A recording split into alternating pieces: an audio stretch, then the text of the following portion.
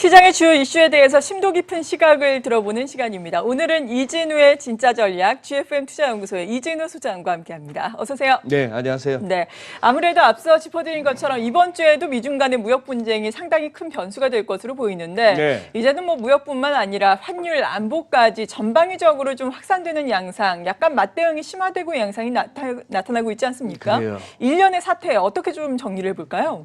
네. 점점 이렇게 전선이 확대된다 하는 느낌. 네. 그러니까요. 이게 정리해 놓은 정리 잘 된 표가 있어서 하나 가져와 봅니다. 네. 지금 이런 처음에 이 가운데 통상 부분으로 시작했죠.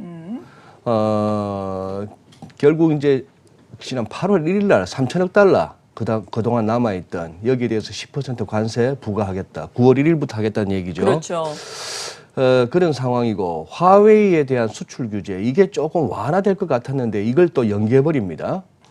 자, 그다음에 또 뭐 중국산 목재에 대해서 5조 3천억 원 규모 우리 돈으로 한 40몇억 불 정도 되니까 달러로 환산하니까 그렇게 크진 않습니다만 좀 이렇게 상징성이 있죠. 이거는 무슨 뭐 바로 소비자들한테 직접적인 연관이 가는 거죠. 3천억 달러도 마찬가지. 한 절반 네. 정도는 소비재라서 이 10% 관세 부과가 만약에 이렇게 위안화 약세로 인해서 좀 이렇게 넘어올 때부터 중국에서 넘어올 때부터 싼 값으로 넘어오지 않는다면 이 10% 조금 느낌이 전해질 수 있고 그래서 아마 처음부터 25% 때리기는 부담스러웠을 거예요. 여기에 대해서 이제 결국 농산품 구매 철회하고 네. 이거 지난번 오사카에서 서로 합의했던 내용 아닌가요? 그렇죠. 또 이 농산품은 또 트럼프 대통령에 있어서는 또 표바치기 때문에 이거 상당히 또 의미가 있죠. 그리고 마침내 히토리를 무기화했고 자 이게 환율로 가서는 뭐 조작국 지정하니까 바로 포치 즉 1달러당 7위안 그 주요 레벨 갖다가 넘는 걸 중국이 용인해 버렸고요. 네. 이 국채매각 검토 이거는 서로 그야말로 이거는 메가톤급인데 같이 이거는 엄청난 혼란이 가능하고 맞아요. 예. 자 안보로 올 것 같으면은 미국은 이제 한국과 일본 등 아시아 지역에 중거리 미사일을 배치하겠다. 그래서 김정은이가 쏘는 단거리 미사일이 오히려 미국 입장에서 반가운가요? 뭐 묘한데 저 예. 부분에 대해서 우리 정부의 어떤 확연한 입장 표명도 없고 이 미사일 관련해서는 우리가 어떻게 받아들일지 참 애매합니다. 중국도 지금 이제 남중국해에서 군사훈련하고 있고 홍콩도 건드리고 있죠.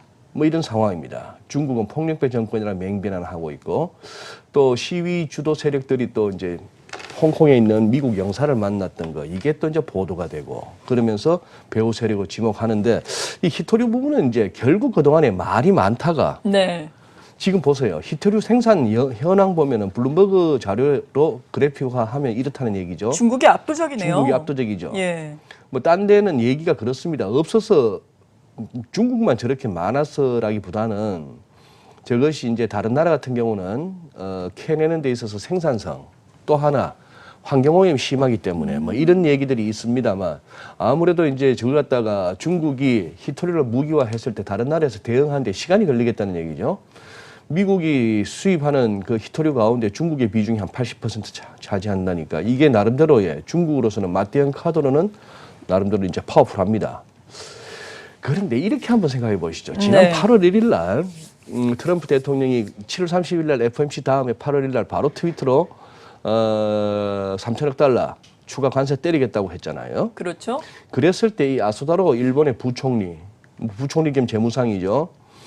어떻게 보면 지금 아베 정권에 있어서 두 사람 아소다로하고 아베 신조 이 두 사람이 이끌어가는 정부라고도 볼 수 있는데 그때 우리 언론에 대부분 보도된 아소다로 부총리의 재무상의 발언은 위에 두 가지 정도입니다. 네. 뭐 경제에 영향이 좀 발생할 것 같다.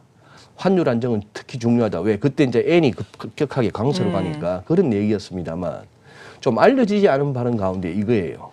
지금 트럼프의 추가 관세 부과는 양국 갈등이 무역 전쟁의 범주를 넘어 확전되고 있다는 신호다. 이거는 글로벌 경제에 많은 함의를 지녔는데 단순히 이거 무역 전쟁 프레임으로 이거 인식하면 좀 잘못 보고 있다. 네. 틀렸다 이런 얘기예요.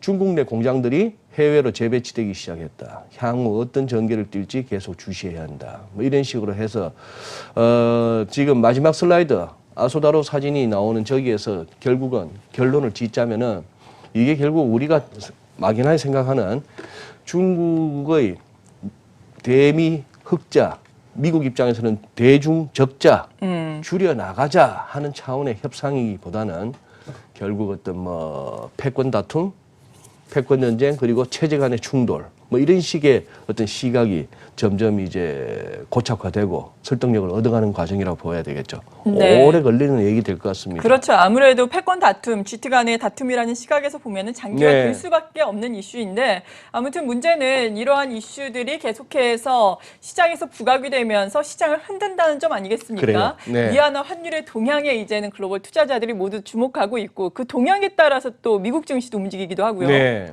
그렇습니다. 예. 지금 이제 제일 중요한 외환 시장에서 제일 중요한 통화가 위안화가 되어버렸습니다. 그러니까요. 자, 피트 나바로 뭐 무역정책국장인가요? 조금 이렇게 직급은 좀 이렇게 낮아졌죠. 이 사람은 굉장히 높은 자리 하고 싶어하는 사람으로 알고 있는데, 자 이제 CNBC에 주말에 한참 동안 올라와 있던 기사입니다. 나바로가 말하기를 미국은 아주 강력한 액션을 취하겠다. 중국에 대해서 만약에 관세를 갖다가 무력화시키기 위해서 관세를 갖다가 효과를 희석시키기 위해서 위안을 갖다가 절하시킨다면 미국은 강력하게 이 사람의 저서 이거 Death by China 중국으로 네. 인한 죽음 이 성적에다 칼 꽂은 거 보세요 이거 이 칼도 메이드 인 차이나겠지만 자 이런 식인데 분명히 지금 그들은 무역이라는 관점에서 통화를 갖다가 매니플레이팅 저기 조작하고 있다는 얘기예요. 달러 위안 한번 보시죠. 네. 자, 포치 7위안 돌파. 7위안 붕괴가 아니냐 하는 의견도 있으시던데 돌파죠. 아, 그렇죠. 돌파죠. 달러 위안이니까. 우리가 예를 예. 들어서 코스피 3,000 붕괴는 안 그러죠. 돌파죠. 그렇죠. 예. 그 대신 코스피 2,000이나 1,900원 꺼졌을 때 붕괴라 그러죠. 예, 차트 기준으로 이렇게 말씀하셔야 되는 겁니다. 자, 여기서 이번에 놀라웠던 거는 이때만 하더라도 말이에요. 이때는 2015년 8월에 그때 사흘에 걸쳐서 중국 인민은행이 의지적으로 정책적으로 평가 절하했을 때입니다. 이때도 시장 많이 흔들렸거든요. 네. 그리고 나서부터 나왔던 이 상황. 갑자기 미국이 이제 양적 완화를 접고 금리 인하로 접어들겠다 하는 그런 상황이 여기 인민은행의 평가 절하와 더불어서 이렇게 왔을 때 이때 그리고 두 번에 걸쳐서 이때 할 것 없이 이때는 7위안이 돌파되면은 중국 거들날 것이 얘기가 됐습니다. 맞아요. 무슨 엄청난 자본 유출 압력도 있었고요. 근데 반면에 이번엔 좀 뭐라고 할까요? 환율 조작국 지정도 있고 뭐 인민은행 고시 환율이 어떻게 되는가 주목하고 했습니다만 조금 스무드하게 넘어갔다는 느낌이 들죠. 그런 느낌이 들고 그 대신 7위안이 돌파로 인한 그 비용은 주변 국가들이 나눠냈죠. 네. 뭐 시장들이 많이 쿵쿵했는데 자 이거 보시죠. S&P 500 까만색입니다. 지수는 왼쪽에 곱하기 10을 하시면 되는 거고 오른쪽에 이제 Y축은 이제 위안화 환율인데요. CNH 즉 역의 위안화 환율하고 겹쳐봤는데 보시다시피 역의 위안화 환율이 올라가기 시작하면 미국 증시가 이렇게 주저앉는 모습이 그러네요. 그죠? 그리고 여기에 위안화 환율이 조금 하향 안정, 위안화가 좀 강세로 갈 때 미국 증시는 강세. 이런 식의 흐름이 최근 들어서 굉장히 밀접해졌다는 얘기죠. 네. 그런 상황이 됐습니다. 뿐이겠습니까? 원화의 운명도 위안화에 달렸습니다. 우리 서울 외환시장에서 어떨 때는 달러엔 쳐다볼 때도 있었고 어떨 때는 유로 쳐다보기도 하고 뭐 유로를 쳐다본다는 얘기는 달러 인덱스를 쳐다보는 장이다. 어떨 때는 또 주식시장만 한참 쳐다볼 때가 있죠. 외국인 산업 하나 이것만 쳐다보고 그렇죠. 요즘은 이제 대부분 위안화 환율만 본다는 얘기예요. 지금 여기서 보시다시피 어떻게 붙어 다니죠. 붙어 다니는 상황에서 지금 그러면 이 상황, 이 빨간색의 위안화 환율의 흐름 조금 더 돌아와서 지금 이렇게 뚫고 나서 만약에 이것이 그런 겁니다. 7위안 정도를 한번 찍어보고 돌아서고 싶었던 시장이었다면 이런 그림이 나오기는 힘든 거예요. 예. 이거는 더 가자는 얘기입니다. 우리 환율도 마찬가지예요. 1,200원을 갖다가 한번 건드려보고 나오는 건드리기만 하면 됐다. 그래서 어떤 투기적인 달러 매수 세력들이 한 1,200원만 찍으면 우리는 거기서 털고 나올 거야 하는 정도의 시장이었다면은 아마 1,200원 위에서 순식간에 1,220원대까지 가는 환율도 아니었을 뿐만 아니라 그 이후 오래 못 버티고 바로 윗꼬리 달리면서 이렇게 툭툭툭 털고 나왔을 텐데 조금 밀리니까 계속해서 환율이 받쳐지잖아요. 그렇죠. 그래서 이 얘기는 이게 1,200원을 갖다가 찍고 도는 환율, 7위안을 갖다가 돌파만 하면 됐다 해서 돌아설 환율은 아니다 하는 것이 최근 흐름에서 확인이 되었습니다. 즉 이거는 좀 더 위를 열어 두셔야 된다는 얘기죠. 그래서 오늘 달러 환율 그동안 일간, 주간 이런 걸로 살펴봤는데 네. 월간으로 한번 살펴보시면 큰 그림인데요. 자, 이때가 IMF 때 외환위기 때 2,000원. 그 다음에 이때는 금융위기 당시에 1,597원, 뭐 1,600원이라 보시면 되고. 예. 자, 이걸 갖다 이렇게 한번 이 고점끼리 연결했더니만 이게 얼마 남지 않았습니다. 그죠? 이 얼마 남지 얼마 않았는데. 정도인가요? 글쎄요. 지금 이제 선을 정확하게 긋기 나름인데 러플리 우리가 지금 생각하고 있는 1245 전고점 여기 이 레벨 예. 내지는 1250이 아닐까. 그 정도 즉, 되겠네요. 예. 지금 이렇게 계속 회자되고 있는 이 환율이 1200원은 올라섰고 그렇다고 우리가 뭐 97년 외환위기 때처럼 달러가 없어서 절절 매는 상황도 아니고 2008년 금융위기 때처럼 무슨 뭐 외환시장에 쏠림이 있어서 모두가 있는 달러 없는 달러 몇 년치 내다 팔다가 그냥 역동작 걸렸던 그 상황도 아니고 지금 설마 1300, 1400 환율이야 되겠어? 이게 우리의 믿음이죠. 어느 정도. 그렇죠. 그런 상황이고 지금 기술적으로도 봤을 때도 이 정도 1245 내지 50 정도 걸리면 이렇게 강력한 저항선에 걸린단 말입니다. 그런 상황이라서 현재는 이제 그 정도 흐름으로 가는 거죠. 계속해서 이제 하루 종일 이렇게 뭐 와우 TV를 비롯해서 경제 채널을 틀어놓고 계신다면 환율 관련해서 자꾸 1250 얘기가 자꾸 나오는 걸 갖다가 네. 보시잖아요. 지금 시장에 관심은 저렇게 되어 있는 겁니다. 지금 뭐 1210원 아닙니까? 근데 이게 NDFC가 또 올랐어요. 올라서 시작하니까 이제 모르겠습니다. 이제 뭐 한 3, 40원 남아 있는데 지금 당장 눈에 가시권에 들어오는 그런 환율인데 지금 이런 차원에서 즉 위안화가 멈춰줘야 우리도 멈출 거 아닌가 하는 생각을 해보게 됩니다. 네, 지금으로서는 위안화 약세 그리고 원화 약세는 계속해서 이어질 것으로 보인다라는 네. 말씀이셨고 이에 따라서 앞서 말씀드린 것처럼 글로벌 증시도 흔들렸어요. 미국 증시 대표적으로 물론 주 후반에는 약간 주 중반에는 네. 반등하는 양상을 보이긴 했지만 결과적으로 보자면 주간 단위로 2주 연속 하락했잖아요. 그래요. 2주 이번 연속. 주에는 어떨까요? 그렇습니다. 2주 연속 하락이 조금 이렇게 최근에 우리가 잘 경험해 보지 못했던 네. 그러니까 이번 주가 중요하죠. 일간 차트로 보시면 이래요.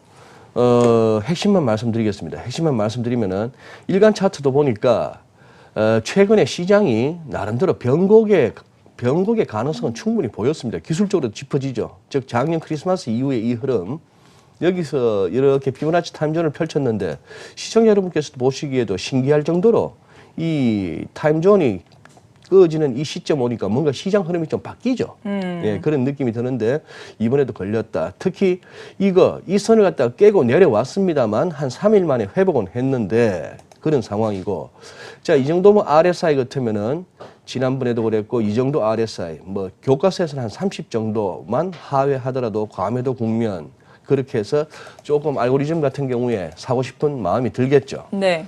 이번엔 또 이렇게도 한번 해볼까요? 워낙에 최근에 하락이 워낙 가팔랐기 때문에 볼린저 밴드를 한번 꺼봤습니다. S&P 500 지수에 볼린저 밴드를 꺼보니까 볼린저 밴드 기법은 아시잖아요. 이렇게 해서 아래 위로 어느 정도 밴드가 형성되는데 좀 이렇게 시장의 변동폭이 적을 때는 밴드의 상하단도 좁다가 확 커지면 이렇게 이제 아래 위가 벌어지죠. 예. 근데 이제 이것은 통상적으로 밴드를 갖다가 위든 아래든 벗어나면 이거는 너무 과하게 아래쪽으로 언더슈팅하거나 위로 오버슈팅한다는 관점에서 반대로 매매하자 하는 그런 기법이에요.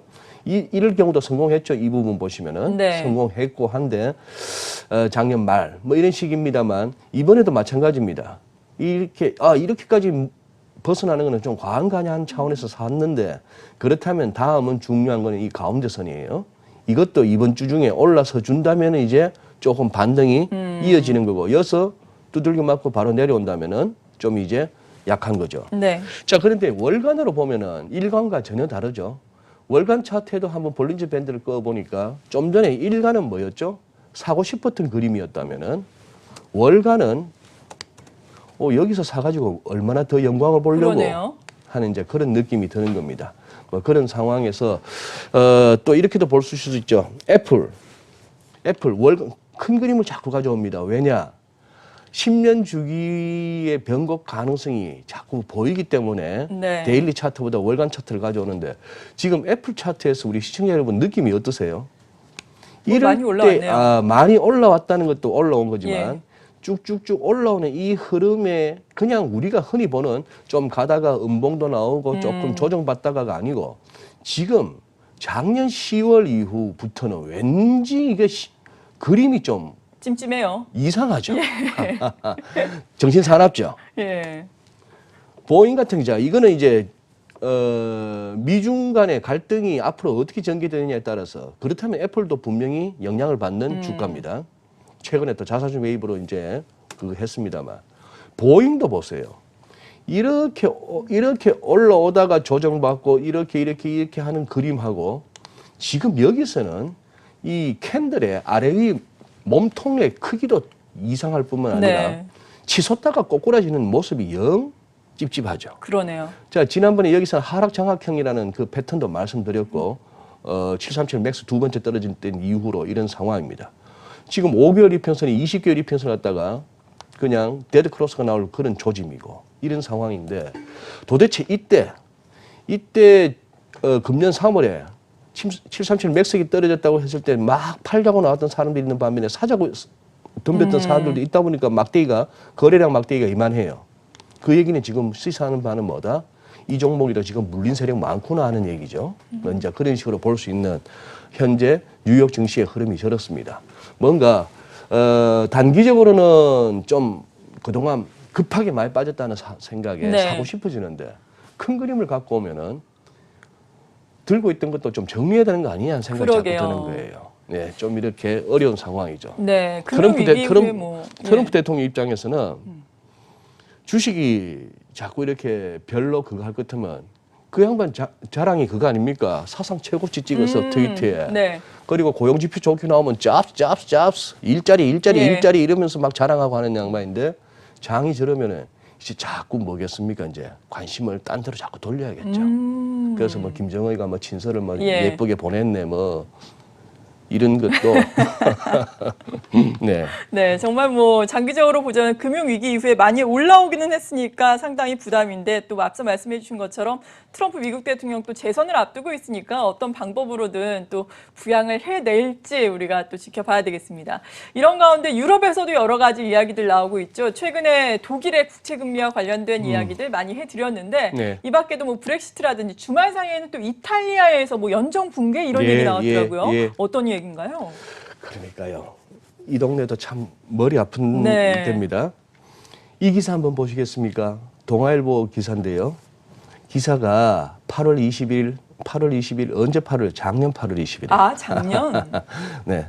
예, 그러네요. 유럽 첫 포퓰리즘 연정 80일. 무슨 말인가 하면 작년 6월 1일 날 이 우리가 알고 있는 동맹의 마테오 살비니라는 이 동맹당 대표. 여기는 이탈리아 북쪽입니다. 예. 좀 사는 동네예요. 부자 동네. 네. 루이지 디마이오 오성운동 얘기는 많이 들으셨죠? 네. 여기는 또 이탈리아 아래쪽입니다. 좀 없이 사는 데인데. 네.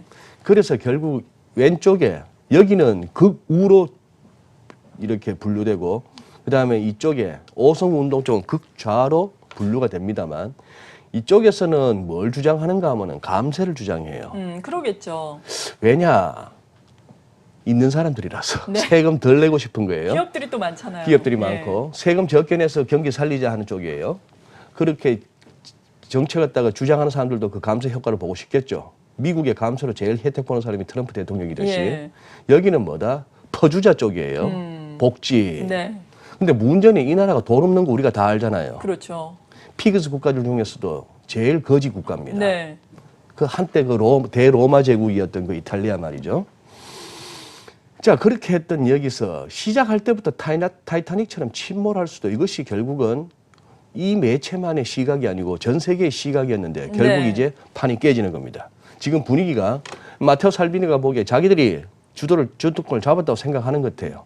그래서 이제 10월 달에 조기 총선하자 이런 식으로 가는 거죠. 그렇죠. 가는 건데 똑같은 삼색기 유럽에 보면 삼색기 많고 여행 다니시다 보면은 특히 이태리 여행 가시다 보면 여기저기 많이 이렇게 이런 것 이 깃발이 붙어 있는데 예. 프랑스하고 다른 거는 이거죠. 파란색과 초록색 차이뿐입니다. 네. 독일 국기는 우리가 축구장에서 많이 보고 그런데 실업률 보세요. 공식적인 실업률이 32.6% 같으면 이 나라의 절반 이상의 청년이 논다고 보시면 돼요. 그렇죠. 네. GDP 대비 국가 부채 비율도 이렇습니다. 뭐 이런 이탈리아가 지금 뭐다? 뭐 돈은 어떻게 되든 간에 세금 덜 내고 뭐 이렇게 그다음에 재정 적자를 키우더라도 뭐 퍼주고 이런 식으로 가겠다 하는 얘기인데 그러다 보니까 자 이것도 FTSE MIB 이태리 대표 지수죠. 네. 금융위 당시 때 이만큼 쿵 부러지고 나서 남들은 이거 다 회복해서 저 위에까지만 가고 사상 최고치도 경신하는데 얘들은 아직도 그때 이후 이 낙폭의 38.2%를 못 넘는 겁니다. 그러네요. 아무리 시장이 탐욕스럽고 앞뒤 안 가리고 뭐 재료만 있으면 갚는 장이라 하지만 그 와중에도 냉정하게 프라이싱 할 건 하는 거죠. 반면에 자 이것도 보시죠. 몬테파스키 이게 세계에서 가장 오래된 은행 중에 하나라고 합니다. 예. 뭐 회계 조작 얘기 늘 심심하면 나왔죠. 이게 지금 유로인데 1.189 유로인데 과거에 이거 6천 유로, 7천 유로 했던 주가예요. 이 얘기는 이 그래프를 또 보는 순간 뭐다? 아 망한 회사구나. 예. 망한 은행인데 아직도 저렇게 버티는구나. 유니크레딧 최근에 코메르스방크가 우리 합병할까 독일의 코메르스방크가 우리 합병할까다가 없던 일로 되어버렸는데 이 친구들 이 주가도 보세요. 이런 식의 지금 은행들입니다. 그런데 이탈리아 10년물 국채 수익률 보실까요? 네. 이게 지금 1.4%, 1.5%대에 있던 게 이번에 이 사태로 인해서 이탈리아 국채를 좀 팔다 보니까 국채 수익이 좀 올랐어요. 그래 올라서 지난 주말에 1.817입니다. 미국 국채 수익률은 1.748. 네. 얼마 전에는 미국 국채 수익률보다 더 낮았어요. 이런 황당한 사건, 이런 황당한 시장. 이게 그래서 늘 뭐 20이나 연준을 비롯한 통화정책, 양적 완화 이런 얘기를 하다 보면은 저런 우리가 교과서에서는 생각할 수 없었던 그러니까요. 과거 재무관리 시간이나 경제학 시간에 생각할 수 없었던 저 언제 망할지 모를 것 같은 나라의 국채 수익률이 저렇게 낮은 저건 또 전부 다 중앙은행들이 사줬기 때문이에요. 저걸 갖다가 사들고 있는 사람들은 부도가 나기야 하겠어? 20위가 언젠가는 사줄 거야. 네. 더 비싸게 하는 그 마음. 그게 일본에도 마찬가지고 그런 식입니다. 그게 이제 점점 더 퍼져서 이제 MMT 요새 뭐 현대통화이론 돈 찍어내서 다 해보자 하는 쪽으로까지 가고 있습니다만 세상이 불과 2008년 한 10년, 11년, 뭐 10년 내지 15년 이전에 우리가 생각지도 못했던 세상을 우리가 지금 살고 있는데 문제는 이것도 벌써 익숙해져 버렸어요. 그렇죠. 너무나 제로금리, 마이너스 금리를 갖다가 고민 없이 그냥 받아들이는 세상이 되어버렸어요. 네. 이러다가 아마 다음 세대들, 지금 한참 뭐 학교 다니는 청소년들이나 대학생들, 이러다가 금리, 예를 들어 일본 같은 데서 금리 3%, 5% 하면은 살인적인 고금리를 할걸요. 그럴 수도 있겠네요. 네. 정말 앞노멀이 노멀이 되면서 뉴노멀이 네. 되고 있는 이런 시대에 살고 있습니다. 자, 그렇다면 이번 주에는 또 우리가 어떻게 전망을 하면서 외환 시장이라든지 여러 가지 이슈에 대해서 대응을 해야 할지 마지막으로 또 간략하게 정리를 해볼까요? 네, 앞서 나민호 소장님 코너에서 이렇게 살펴봐야 될 지표들은 정리해 주셨고 네. 저는 이게 왠지 신경이 쓰입니다. 어떤 건가요? 제프리 앱스타인. 아, 예. 예, 지금 성추문으로. 미성년자 예. 성매매와 그런 걸로 해서 지금 이제 감옥에 있다가 자살했다는 그렇죠. 사람이죠. 뭐 예를 들어 사진만 많이 당사자고 트럼프 대통령 젊었을 때 둘이 절친이었답니다.